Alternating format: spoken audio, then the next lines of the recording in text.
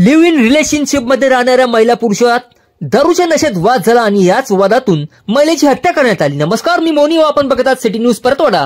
घटना 10 जानेवारीच्या सकाळी प्रकाशात आली। चांदूरबाजार तालुक्यातील शिरसगाव पोलीस स्टेशन अंतर्गत येणाऱ्या खरपी येथील शेतातील झोपडीत ही घटना घटित झाली। घटनेची माहिती मिळताच शिरसगाव पोलीस घटनास्थळी दाखल झालेत। संपूर्ण घटनेचा बारकाईने तपास करण्यात आला। फॉरेन्सिक टीम, डॉग स्क्वॉडला सुद्धा घटनास्थळी पाचारण करण्यात आले होते। उपविभागीय पोलीस अधिकारी शुभम कुमार, ठाणेदार महेंद्र गवई यांनी पाहणी करून तपासाची चक्रे गतिमान केली। अवघ्या काही क्षणातच आरोपीस अटक करण्यात आली। आरोपी नामे सुनील मरकाम व मृतक महिला सुनंदा लखन ठाकरे मागील अनेक वर्षांपासून लिव्ह इन रिलेशनशिप मध्ये राहत होते। आरोपीने लाकडी दांड्याने महिलेच्या डोक्यावर वार केले आणि अशातच त्या महिलेचा मृत्यू झाला। पोलिसांनी आरोपीस अटक केली आहे। महिलेच्या मृतदेहास शवविच्छेदनार्थ उपजिल्हा रुग्णालय अचलपूर येथे पाठवण्यात आले आहे।